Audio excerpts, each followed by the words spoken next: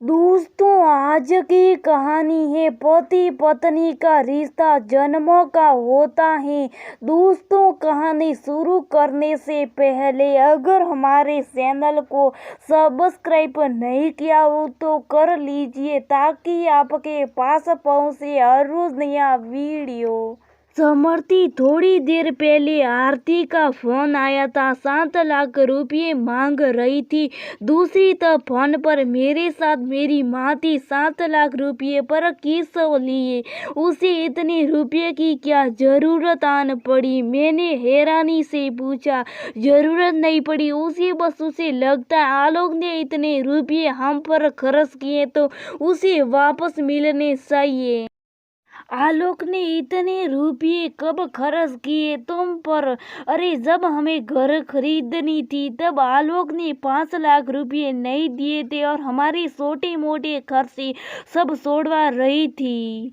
कितनी बार आलोक ने हमारे टिकट करवाई, हेल्थ चेकअप करवाए, तो वो तेरी शादी के समय जब बहुत गर्मी पड़ रही थी, मेहमान परेशान थे, तो उसने जो 2 कूलर खरीदा था उसके भी पैसे। क्या ये क्या बकवास? बकवास नहीं, सच बोल रही हूँ। वो हमेशा से यही सब घिनवाती रहती थी पर पैसे नहीं मांगती थी तो मैं चुप थी।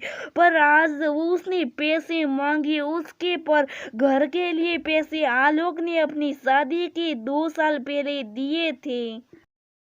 और कूलर तो मेरी शादी के समय खरीदा था, उसकी शादी के 3 साल पहले। फिर आरती उस पैसों पर हक से जमा रही है। आलोक ने तो अपनी शादी के बाद 1 रुपया भी नहीं दिया। सारे खर्चे उसकी शादी के पहले ही के हैं। तुमने उसके इस पागलपन के लिए कुछ कहा नहीं? किया क्यों नहीं? समझाने की कोशिश भी की। वो मेरा बेटा है। क्या मेरा उस पर कोई हक नहीं? मैंने उसे पाला पोसा है, बड़ा किया है, तो क्या उसकी हमारे लिए कोई जिम्मेदारी नहीं बनती? तो पता है क्या बोलती है? नहीं है कोई जिम्मेदारी। एक आदमी की जिम्मेदारी उसकी पत्नी और बच्चे होती है। मार बेटे का रिश्ता तो एक जन्म का होता है, पर पति पत्नी का रिश्ता जन्म जन्मांतर का है। आलोक से इस विषय पर बात हुई तुम्हारी? क्या बात करूं उससे? आजकल बेबी जानो सोना के अलावा कुछ सोचता है उसे?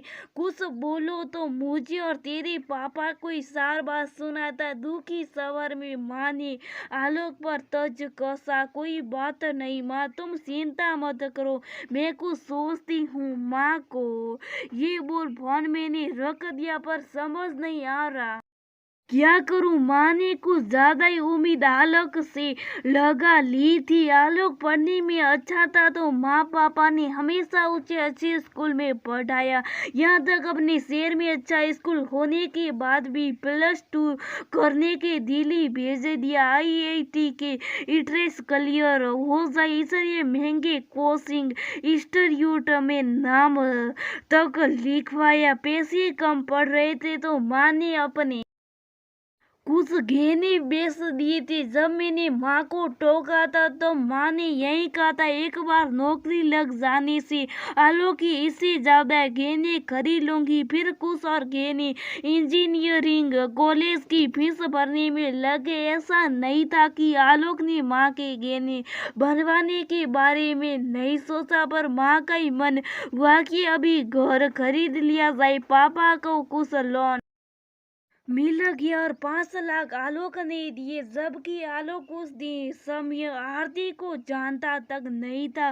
किस पर भी आरती उस पैसे पर अपना हक जमा कर वापस मांग रही है। आरती को छोड़ भी दिया जाए तो क्या आलोक की इसमें गलती नहीं? शादी से पहले घर पर कितने और किस तरह खर्च किए वो तो बता दिया है आरती को, पर माँ पापा ने क्या दिया उसके लिए वो बताना कोई जरूरी नहीं समझा। मैंने गुस्से से आरती के नंबर पर फोन लगाया। हेलो दीदी, कैसी हैं आप? ठीक हूँ आरती, बस एक बात बोलनी थी। हाँ दीदी बोलिए, क्या बात है? कुछ खास नहीं आरती, बस तुम यहाँ आ लो, कल तक पापा के अकाउंट में 13 लाख रुपये डाल दो। 13 लाख पर क्यों? आरती के आवाज में हैरानी साफ झलकने लगी। वो इसलिए आरती क्योंकि मम्मी पापा ने तुम्हारे पति के पालन पोषण पढ़ाई लिखने कपड़े बीमारी और न जाने कितने छोटे बड़े खर्च मिलाकर 20 लाख रुपए खर्च तो कर ही दिए होंगे। 7 लाख तुम्हारे कट गए तो तेरे फिर भी बस जा रहे तो कल तक उसे दे देना।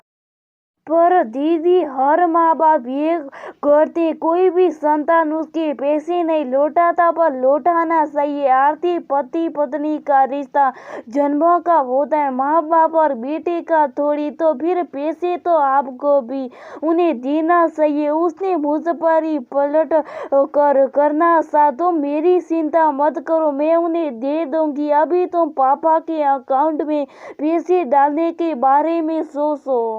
ये सब समझती हैं, आप उन्हें पैसे नहीं देंगे, बस पैसे की मांग हमसे की जा रही है। जब इतनी समझदार हो तो मेरी किस बात की? कल तक किसी भी तरह 13 लाख रुपए पापा के अकाउंट में डाल देना। अब मैं रखती हूँ। सॉरी दीदी, मैं समझ गई आप बोलना क्या चाहती हैं। समझ गई तो अच्छे से समझ ही जाना ताकि फिर भी समझाने की जरूरत न पड़े। अब ये बोल आरती के फोन को काट कर मैं माँ का नंबर मिलाने